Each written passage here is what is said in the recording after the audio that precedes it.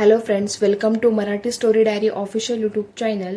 मागच्या व्हिडिओमध्ये आपण माझा नवरा आणि त्याची बायको भाग 1 बघितलेला. आजच्या व्हिडिओमध्ये आपण त्याचा भाग 2 बघणार आहोत. तुम्हाला हा व्हिडिओ आवडल्यास व्हिडिओला लाईक करा, शेअर करा आणि ह्याचा पुढचा भाग लवकरच तुमच्या भेटीला येईल. तो लवकरात लवकर पाहण्यासाठी चॅनलला नक्की सबस्क्राईब करून ठेवा. चला तर मग सुरुवात करूया.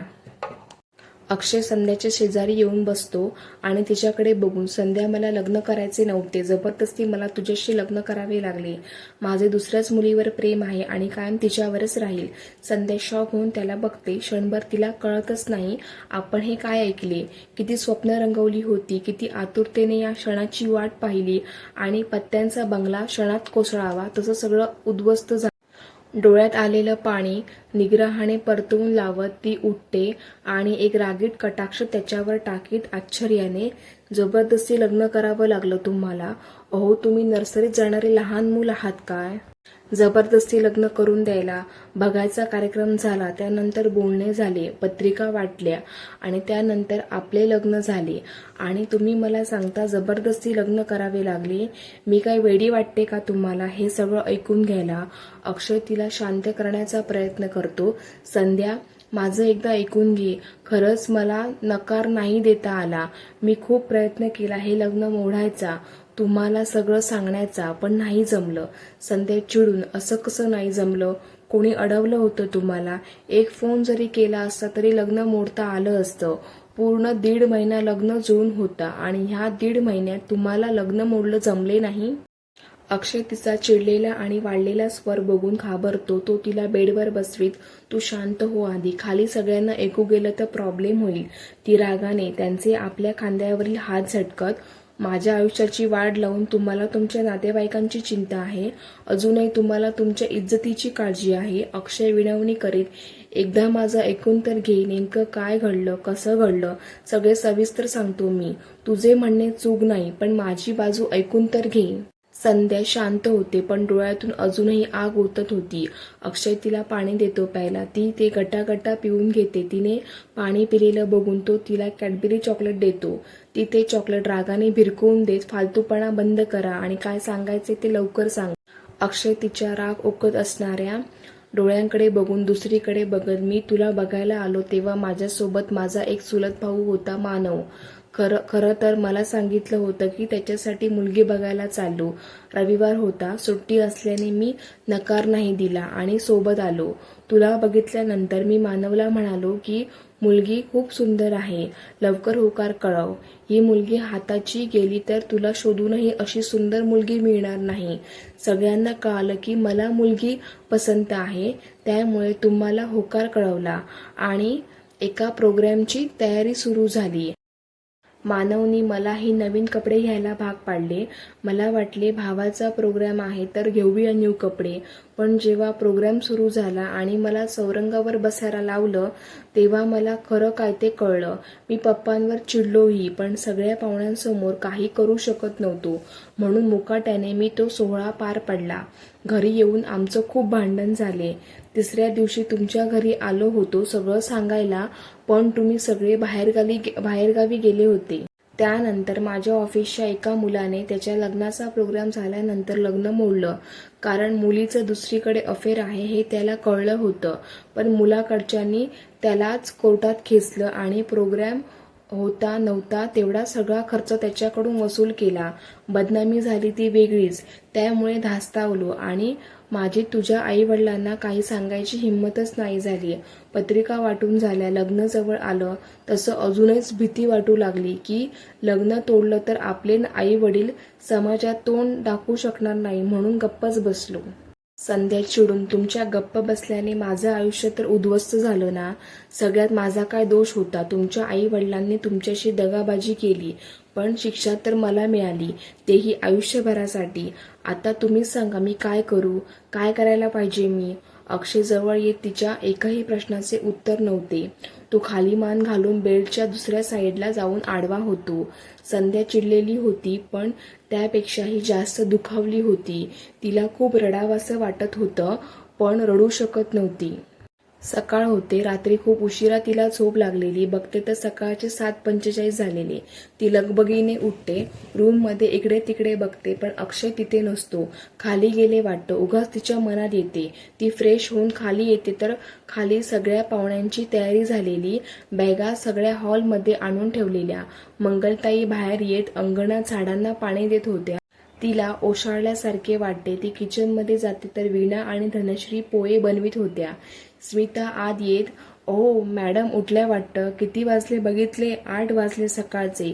संध्या मान खाली घालते. वीणा तिला बघून गालात हसत, "अगं रात्रभर झोप नसेल झाली म्हणून लेट झालं असेल उठायला, हो ना संध्या?" संध्या झटकन मान वर करून तिला बघते. यांनी काल आमचे बोलणे ऐकले तर नाही? येणाऱ्या नाना विचारांनी ती कन्फ्यूज होते. स्मिता पुन्हा गालात हसत संध्याजवळ जात हळूच, "ए संध्या, अक्षय भाऊजींनी रात्री जास्त त्रास दिला तर नाही ना?" धनश्री कांदे कापता कापता तिला मागे ओढून बघत, "ए माझा भाऊ खूप शांत आणि समंजस आहे हा. तो त्रास बी देत नाही कुणाला." वीणा तिला चिडवत, "हो आली मोठी भावाचा पक्ष घेणारी. कसा आहे माहिती आहे ते. नवरा फक्त बायकोला समजतो.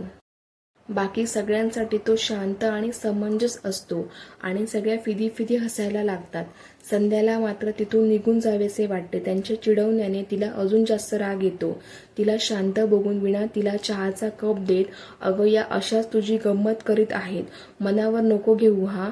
संध्याच्या मनात येत, त्यांचा राग करून काय उपयोग? यांना तर कुणालाच माहिती नाही. बिचाऱ्यांनी थांबून सगळी रूम सजवली. ती आपला राग गिळत तो कप घेते आणि चेहऱ्यावर ओढून एक स्माईल आणते. "तुम्ही इतक्या लवकर चालल्या?" वीणा, "अगं ह्यांच्या ड्युट्या आहेत. लवकर निघालो तर लवकर पोचू म्हणजे ह्यांना आजचं ऑफिस मिळेल ना म्हणून." स्मिता, "आणखी किती दिवस थांबणार? घराकडे बघावं लागतं. रिसेप्शन नंतर गेलो असतो पण तुमचा प्रोग्राम व्हायचा होता ना, एवढ्यासाठी काल थांबलो होतो." संध्या काहीच बोलत नाही. सगळे नाश्ता करून निघून जातात. आता घरात मंगेशराव, मंगलताई आणि संध्या असते. "मंगलताई, संध्या तू अंघोळ करून स्वयंपाकाचं बघ. काय बनवायचं आता तूच ठरवायचं. मला सुट्टी दे बाबा आता स्वयंपाकघरातून. इतके वर्ष करून दमले मी. आता सून आली तर मलाही आराम करायचा आहे." त्यांचे हे शब्द ऐकून संध्याचा राग डोक्यात जातो पण समोर सासरे असल्यामुळे त्यांच्यासमोर काही बोलायची तिची हिंमत होत नाही. ती शांतपणे, "आई इकडे या ना." मंगलताईला वाटते संध्याला सासरे समोर संकोच वाटत आहे. तिला काहीतरी विचारायचं असेल. कदाचित तिचा पिरियड आला असेल म्हणून एकट्यात बोलवत आहे. त्या लगेच दुसऱ्या रूममध्ये जातात. तिच्या मागे संध्या आत जाते. "मंगलताई, काय झालं ग तुझा?" त्यांचा शब्द मध्येच मोडत संध्या रागाने, "का केलं तुम्ही असं माझ्यासोबत?" मंगलताईंना समजून तिच्या लाल झालेल्या चेहऱ्याकडे बघत, "संध्या काय झाले? इतकी का चिडली आहे तू? तुला कोणी काही बोललं का बाळा?" संध्या रडकुंडीला येत, "का केलं तुम्ही तुमच्या मुलाचं जबरदस्ती लग्न, जेव्हा त्यांना माझ्याशी लग्न करायचं नव्हतं तर?" मंगलताई आता गंभीर होत, "तो तुला काही बोलला का?" संध्या डोळे पुसत रागाने, "हेच की तुम्ही जबरदस्ती त्यांना हे लग्न करायला भाग जेव्हा की त्यांचं प्रेम दुसऱ्याच मुलीवर होतं. का केलं तुम्ही असं? तुम्हाला कळतं का? तुम्ही तुमच्या मुलासोबत माझेही आयुष्य खराब केलं. ते करून द्यायचं होतं ना त्यांच्या पसंतीच्या मुलीशी. आजकाल तर लव्ह मॅरेज, इंटरकास्ट मॅरेज सर्रास होतात. आई वडील स्वतःच लावून देतात." तिला मध्येच थांबवत, "त्याने तुला तिचं नाव सांगितलं का?" संध्या त्यांना विचित्रपणे बघत, "नाव नाही सांगितलं पण त्याने काय फरक पडतो? तुम्ही काय नाव ऐकून रिजेक्ट केलं त्या मुलीला?" मंगलताई मोठ्याने, "हो." संध्या त्यांना आश्चर्याने बघत, मनात काय विचित्र बाई आहे. काहीही कारण देते. मुलाने त्यांच्या मर्जीत लग्न करावे यासाठी वाटेल ते कारण देतात. नाव पसंत नाही हे काय कारण झालं? आजपर्यंत कास्ट वेगळी आहे, खालची जात आहे, मुलगी गरीब आहे, ही असली कारणे ऐकली होती. पण नाव पसंत नाही, धिस इज टू मच. पण असं काय नाव असेल तिचं? ती त्यांना संशयाने बघत, "काय नाव आहे त्या मुलीचं जे तुम्हाला पसंत नाही?" मंगलताई झटक्याने, "आणादामालू." संध्या नाव ऐकून विचित्र असे एक्सप्रेशन देत जोरात, "काय? आणादामालू? अरे असे कधी नाव असते का?" संध्या जरा गप्पच होते. मनात अनेक विचार सुरू असतात. जरा काही सुचते तशी ती लगेच. पण आई लग्नानंतर तशीही ती गावडे झाली असती आणि लग्नात चालू पण नाव चेंज करता आलं असतं. तशी मंगलताई तिला विचित्र नजरेने बघते. इतक्यात मंगेशराव आत येत. मंगल, जे आहे ते नीट सांग ना तिला. नाव काय सांगत बसली, हे चुकीचं आहे. संध्या पुन्हा कन्फ्यूज होत आता दोघांनाही बघते. चुकीचं नाव आहे? काय लपवीत आहात तुम्ही? अरे काय सुरू आहे? मंगेशराव असं बोलतात. संध्या तू आधी इथे बस, मी तुला सांगतो सगळं. तशी संध्या तिथल्या एका चेअरवर बसते. मंगेशराव, हे बघ संध्या, आम्ही काही पुरागामी विचारायचे नाही. आम्ही पण जगानुसार स्वतःला बदलत आहोत. समाजात होणारे बदल आम्ही पण मान्य केले, पण अति नाही करू शकत. अक्षयचं ज्या मुलीवर प्रेम आहे तिच्याशी लग्न करून देण्यात आम्हाला काहीच अडचण नव्हती, जर ती महाराष्ट्रीयन असती तर. पण आमच्या चिरंजीवांना आवडली एक कॅथलिक मुलगी. तिचे नाव ॲना डिमॅलो. ख्रिश्चन आहे मुलगी. तूच सांग कसं लावून देणार लग्न? त्यांचे रीतिरिवाज वेगळे, आपले कुळाचार वेगळे. खरंच ती मुलगी आपल्या घरात ॲडजस्ट झाली असती का? त्या श्रीमंत बापाची एकुलती एक मुलगी, तेही जॉब करणारी, म्हणजे हमखास माजोरडी असणार. कशी ॲडजस्ट झाली असती? या सगळ्याचा परिणाम म्हणजे रोजची भांडणं आणि मनस्ताप सगळ्यांना. नाहीतर मग एकच उपाय असतो, वेगळा संसार थाटणे. मग आम्ही काय करायचं म्हाताऱ्यांनी? आमचा जर एकुलता एक मुलगा, तोच आमचा आधार, म्हणून आम्ही त्या लग्नाला नकार दिला. पण तो तयारच होईना मुलगी बघायला, लग्न करायला. लग्न करेन तर तिच्याशीच, नाहीतर नाही. म्हणून मग असं वागावं लागलं त्याच्याशी. आम्हालाही काही हौस नव्हती मुलाचं असं जबरदस्ती लग्न करून देण्यात, पण आमचाही नाईलाज होता. संध्या रडवेली होत. तुम्ही तुमच्या जागेवर बरोबर आहात, ते त्यांच्या जागेवर बरोबर आहेत. मग चूक कोणाची आहे? माझी? मी काय करायचे आता तुम्हीच सांगा. मंगलताई तिला मायाने जवळ घेत, हे बघ बाळा, अशी रडू नको. अगं सगळं ठीक होईल. आता तूच त्याची बायको आहेस. तो काहीही करू शकत नाही. मंगेशराव, संध्या अगं कित्येक लोक प्रेम करतात, पण सगळ्यांचंच प्रेम लग्नापर्यंत पोचतं असं नाही. कितीतरी प्रेम प्रकरण अधुरी राहतात. एकदा लग्न झालं की हळूहळू सगळं विसरतात आणि आपल्या संसाराला लागतात. तू थोडा वेळ दे त्याला, सगळं ठीक होईल. तू उगाच टेन्शन नको घेऊ. मंगलताई मध्येच, आणि बरं का, तुझ्या आई वडिलांना यातलं काही सांगू नको गो, नाहीतर ते उगाच गैरसमज करतील आणि मग सांगता नाही येत. त्यामुळे दोन घरात भांडणं पण होतील. तेव्हा आपल्या घरातली गोष्ट घरातच ठेव. आता हे तुझेच घर आहे, तू या घराची सून आहे. बिचाऱ्या संध्याला कळतच नाही की लोक आपली इज्जत वाचवण्यासाठी तिला कुठे वाच्यता न करण्याबद्दल सांग. तिला आठवते आईने काय म्हटले होते, संध्या, दोघं नवरा बायकोतल्या गोष्टी दोघातच ठेवायच्या, त्या तिसऱ्या व्यक्तीला कळता कामा नये. भांडण झालं तरी दोघातच मिटवायचं. उगाच त्याचा सगळीकडे गवगवा केला तर त्याने नवरा बायकोचं नातं कमकुवत होतं. आईचे शब्द आठवता संध्या ठरवते की ती घरी याबद्दल काहीच बोलणार नाही. तिला पुन्हा आशा वाटू लागते की अक्षयसोबत तिचा संसार सुरू होऊ शकतो. आपण थोडा धीर धरला तर कदाचित आपल्याला आपलं प्रेम मिळेल, या आशेवर ती पुन्हा एकदा उत्साहित होते. संध्याचं रोजचं रुटीन सुरू होतं. ती रोज सकाळी उठून चहा, नाश्ता, जेवण बनवते. अक्षयला टिफिन देणे काम करायची, पण तो मात्र तिच्याशी अगदी जेवढ्याच तेवढं बोलायचा. तो सकाळी उठून चहा झाला की जिमला जायचा, तिकडून आला की ऑफिसची तयारी आणि नाश्ता करून ऑफिसला निघून जायचा. तिकडून बरेचदा लेट यायचा. आला की थोडं ऑफिसचं काम केलं की जेवण करून झोपून जायचा. संध्या मात्र आशेवर राहायची, कधीतरी तो लवकर येईल, कधीतरी तो स्वतःहून काही बोलेल. पण अजूनही तो दिवस आला नव्हता. 15 दिवसानंतर एक दिवस संडेला अक्षय दुपारीच कुठेतरी गेला. कुणाला काही सांगितले पण नाही आणि सायंकाळी तो एक स्कूटी घेऊन आला. स्कूटी बघून मंगेशराव, अरे अक्षय, ही स्कूटी कोणाची आहे आणि घरी का आणली? तशी संध्या आणि मंगलताई पण बाहेर येतात ती बघायला. अक्षय स्कूटीच्या सीटवर हात फिरवत, बाबा, ही स्कूटी प्रभा मावशीची मुलगी तनूची आहे. तिचं लग्न झाल्यापासून तशीच पडून होती. मावशी खूप मागे लागलेली की ही विकून दे म्हणून, मग मीच घेऊन आलो.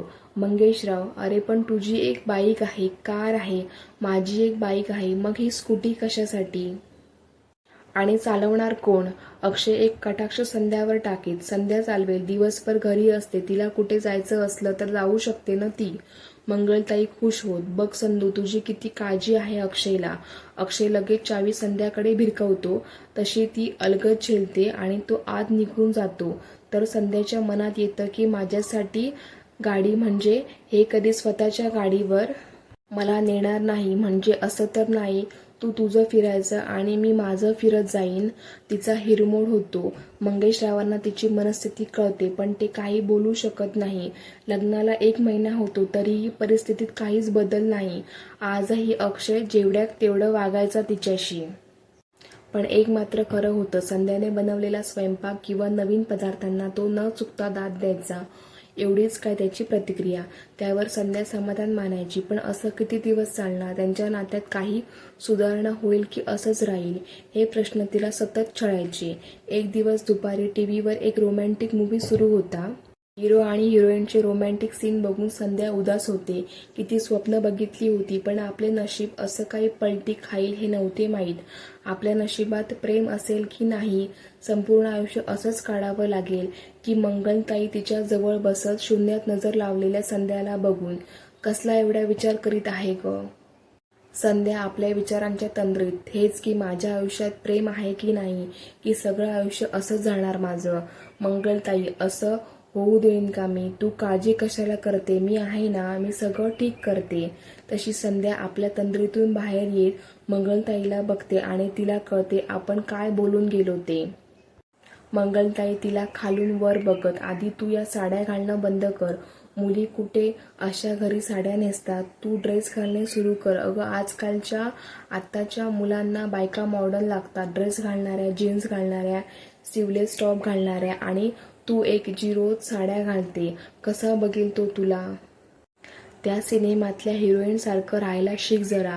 संध्या डोळे मोठे करून त्यांना बघू लागली. अय्या, ही माझी सासू आहे. नशीब काढलं संधू, जी अशी सासू भेटली. अगं हेच तुला जीन्स टॉप, स्लीवलेस ड्रेस घालायला सांगत आहेत. आतापर्यंत मी एकदा ही हिंमत नाही करू शकले हे विचारायची. कितीदा मनात यायचं की ड्रेस घालावे.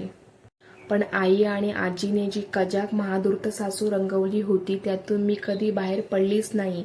कधी विचारच नाही केला की आपली सासू तशी नाही आहे. आई आणि आजीने सांगितली ती काळ्या दगडावरची रेस समजून रोज साड्या नेसत राहिली. रोज अर्धा तास माझा त्या साडी घालण्यात वाया जायचा. बिचाऱ्या किती चांगल्या आहे सासूबाई. देव करो अशी सासू सगळ्यांना मिळो. अगं मी काय सांगत आहे ऐकलं ना तू? अशी काय डोळे मोठे करून बघत आहे भूत बघितल्यासारखी. मंगलताई संध्याला बघत बोलते. संध्या खुश होत. हो हो, ऐकलं ना, उद्यापासून मी ड्रेसच घालेन रोज. मी उद्या आईकडे जाऊ का? मंगलताई, का ग, काही काम आहे का? संध्या, मी ड्रेस नाही आणले ना, सगळे घरीच ठेवले आणि तसेही मला सगळ्यांची आठवण पण आली आहे. मंगलताई, ठीक आहे, जा, पण 2 दिवसात परत ये, जास्त दिवस राहू नको. संध्या खुश होत मनात. काय 2 दिवस? वाव, मी तर सकाळी जाऊन संध्याकाळी परत येणार होते. सासूबाई तर 2 दिवस राहायची परमिशन देत आहे. उत्साहाच्या भरात ती मंगलताईंना मिठी मारते. थँक्यू आई. दुसऱ्या दिवशी संध्या स्कूटी घेऊन आईकडे जाते. दुपारचे 1 वाजला. मृणाल अभ्यास करत होती तर आजी आणि आई मराठी सिरियलचे रिपीट टेलिकास्ट बघत होत्या. संध्या आत येत मागून आजीचे डोळे बंद करते, पण नेमके त्याच वेळी सुरेखाताईंचे लक्ष जाते. ती आश्चर्याने, अगं संधू तू? संध्या पाय आपटीत. काय ग आई तू? जरा आजीला ओळखू द्यायला पाहिजे होतं ना, मध्येच कशाला बोलली तू? आई स्वयंपाक रूममध्ये जाता जाता, लग्न झालं तरी तुझा अल्लडपणा काही गेला नाही. आजी जान्हवीच्या चेहऱ्यावरून मायेने हात फिरवत, माझी गुणाची गपोर, कशी आहे ग तू?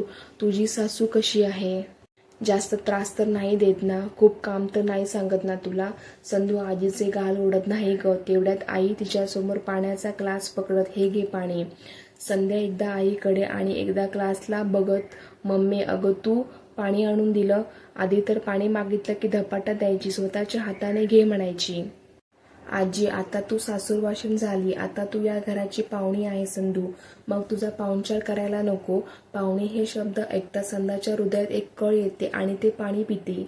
इतक्यात मृणाल बाहेर येत, कशा आहात गावडे मॅडम? फायनली नवरदेवांनी तुम्हाला सोडले तर माहेरी. यायची परवानगी भेटली तर? किती दिवसांची परवानगी मिळाली? पुन्हा एकदा संधू उदास होते नवरदेवाचे नाव ऐकून. पण सगळं लपवायचं होतं. इथे कुणाला काही कळता कामा नये म्हणून पुन्हा एकदा अल्लडपणाचा मुखवटा चढवून ती फक्त 2 दिवस भेटले तुझ्याकडून आपले पाय चेपून घ्यायला. मृणाल नाग मुरडत, मी नाही चेपून देणार तुझे पाय. ते आता तू आपल्या नवऱ्याकडून चेपून घेत जा. आजी, मनू काय बोलते तू? असं नवऱ्याकडून पाय चेपून मागणार का ती? संध्या, अगं आजी तू पण ना, तिची प्रत्येक गोष्ट सिरियसली घेते. अगं गंमत करत आहे ती. गमती जमतीत वेळ कसा निघून जातो कळतच नाही. सायंकाळ होते तसे रमाकांतराव ऑफिसमधून येतात. संध्या धावत बाहेर जाऊन त्यांच्या गळ्यात पडते. तसे बाई लावता लावता, अगं संधू मला गाडी तर लावू दे आधी. तशी ती बाजूला होते. रमाकांतराव हातातील बॅग तिला देत, हे घे तुझ्यासाठी. संधू आज जात त्या पिशव्या ओपन करते. त्यात काजू कतलीचा डब्बा, केशर, श्रीखंड आणि मठरी होती. सगळ्या वस्तू तिला आवडणाऱ्या. ती खूप खुश होते ते सगळं बघून. पप्पा तुम्हाला माहिती होतं? मी आली ते. पप्पा आपले शूज काढीत. हो, आपल्या घरात आहे ना रिपोर्टर. संधू लटका दाखवीत. काय ग मनू, तू आधीच सांगून दिलं पप्पांना. सरप्राईज द्यायचं होतं ना. मनू, अगं पण मग तुला इतकं चांगलं सरप्राईज नसतं मिळालं ना. सुरेखाताई रमाकांतरावांना पाणी आणि चहा देते. तसा चहाचा शेवटचा घूट घेत कप टीपॉयवर ठेवत, अगं संधू त्या दिवशी मला जावई दिसले होते आपल्या नंदनवनच्या एका कॉफी शॉपमध्ये. त्यांच्यासोबत एक मुलगी पण होती. बहुतेक कुणी क्लायंट असेल. आवाज दिला पण त्यांचे लक्ष नव्हते आणि ते निघून गेले. हे एकटा संध्याचा घास घशातच अडकतो. चला फ्रेंड्स, आजच्या पुरतं एवढंच. व्हिडिओ आवडल्यास व्हिडिओला नक्की लाईक करा आणि चॅनलला नक्की सबस्क्राईब करून ठेवा.